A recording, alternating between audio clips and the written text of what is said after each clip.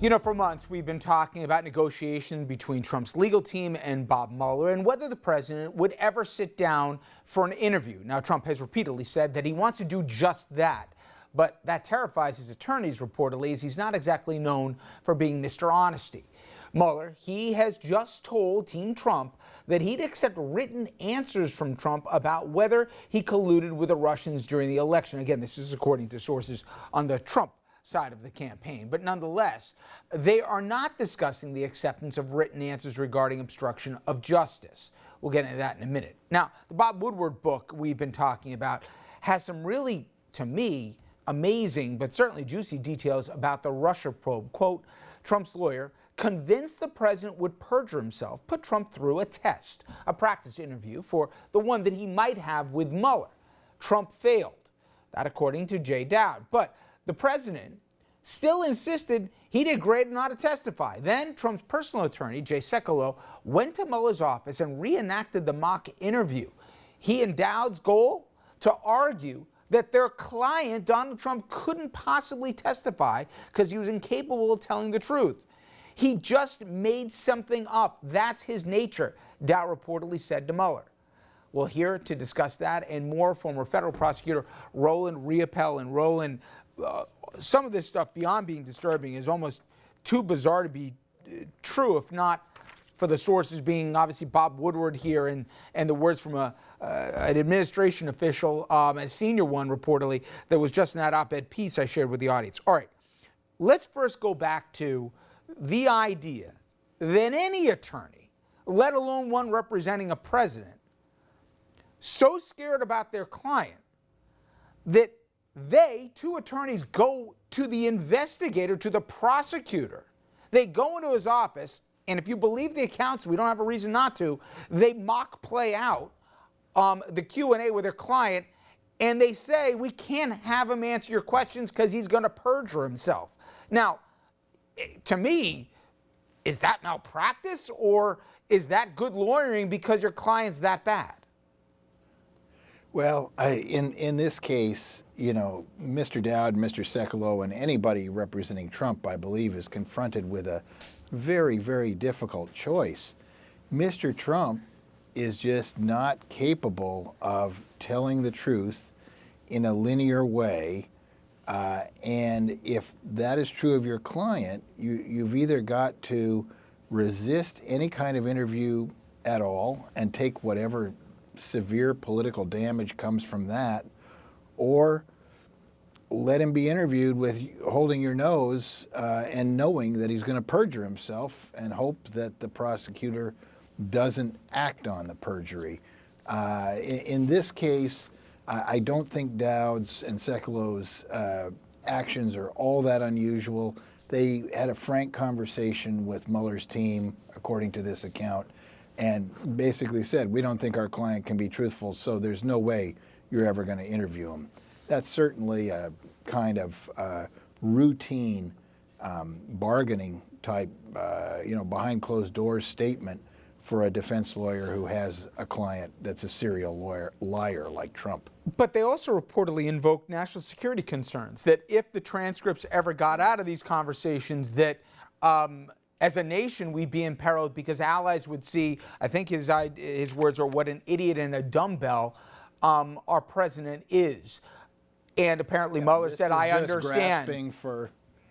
Grasping for any argument you can make to try to convince Mr. Mueller not to follow through with an interview. It's kind of a wild argument, but in the circumstances of Mr. Trump, it's not a crazy argument, frankly. Okay, well then if we believe that Mueller was approached by Trump's own counsel to say we can't trust our client, then why, if you believe the reports here, and certainly Giuliani and friends are saying it's the case, that Mueller's now offering to get answers in writing, if in the end of the day he's in a search for truth, why not put the guy up there? Albeit you risk putting him in an orange jumpsuit like Dowd reportedly said, but nonetheless, why do the president any favors if he's been obstructing this investigation from jump? Well, this is a very interesting, for an inside baseball person like me, Richard, this is a very interesting situation. As I understand it, if it's true, the Mueller team is offering to take written answers on the issue of collusion. Was there collusion with the Russians? But is insisting that an interview proceed on the issue of obstruction. And if you are willing to take written answers, I think what that demonstrates is one of two things with respect to collusion. Either Mueller has dynamite, deadly evidence to demonstrate that the Trump campaign and perhaps Mr. Trump colluded with the Russians, conspired with the Russians. He's already made up his mind on this issue, and therefore there's no real need for an interview. You just get the president's response in writing, or there's no evidence of any kind of any conspiracy with the Russians, in which case Mueller has made up his mind. I think what this indicates is that Mueller has already made up his mind on the issue of whether there is a conspiracy with the Russians, and Trump's needing to weigh Trump's credibility won't play into that decision. So give me written answers. You give them to me under oath, I still have my perjury count. I don't need to figure out whether you're telling the truth or not. On the obstruction case, you know, that whole case turns on what did Trump intend when he fired Mr. Comey and did the other things that Mr. Mueller is looking into? What was in Trump's heart when he did those things? To make that judgment, it really is necessary to ask the man the questions you have and look him in the eye. And that's why I think Mr. Mueller is not giving up an interview on the obstruction part of the investigation.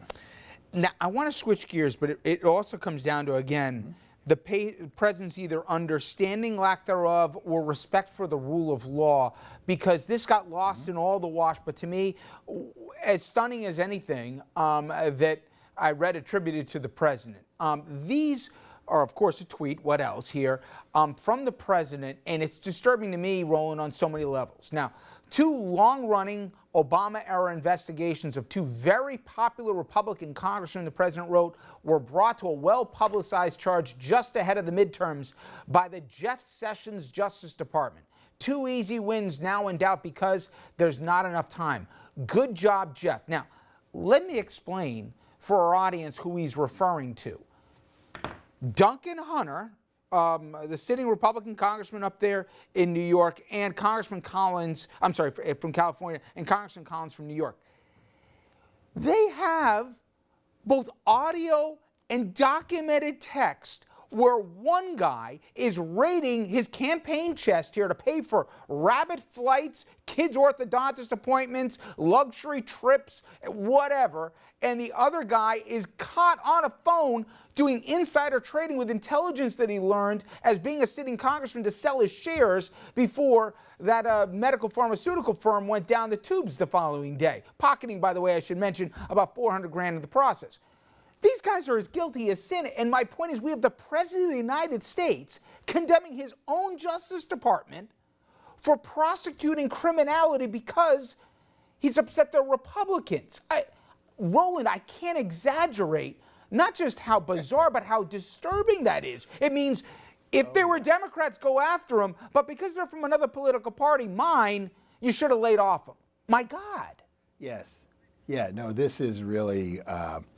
I don't know if this is really obstruction of justice itself with respect to the prosecutions of Mr. Collins and Mr. Hunter, but to my mind, Richard, it is dynamite evidence against Mr. Trump on the obstruction of justice charge that would relate to the firing of Jim Comey, because it demonstrates to a fare thee well that Mr. Trump views the Department of Justice as his personal tool to go after his enemies and to accomplish his personal agenda. It is not an independent department that seeks justice and defends the Constitution. So this seems to me very powerful evidence that when Mr. Trump fired Mr. Comey, he was doing that because he views the Department of Justice and the FBI as his personal tools, and Mr. Comey as a kind of vassal who refused a direct order from Mr. Trump to lay off of Mike Flynn. And, it's exactly the same attitude that he is demonstrating in this tweet. And so this tweet seems to me to be very powerful evidence in support of an obstruction of justice charge or removal from office, impeachment on the basis of obstruction of justice, because it demonstrates what Mr. Trump's intent is, what's in his heart, what's in his mind. Those are the hard questions for Mr. Mueller, but this tweet answers them. And it is as formal a way as I can say it is freaking crazy. It is insane.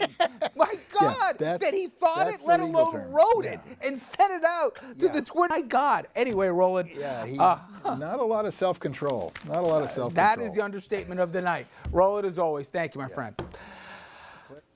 Coming up next, everyone, we're going to bring the legal panel in. Believe it or not, the top story I thought we'd be talking about, the Kavanaugh confirmation hearings. That's completely critical Supreme Court nominee seat. Well, he's talking about everything today from Roe v. Wade, presidential power, and more. The guys will join me next.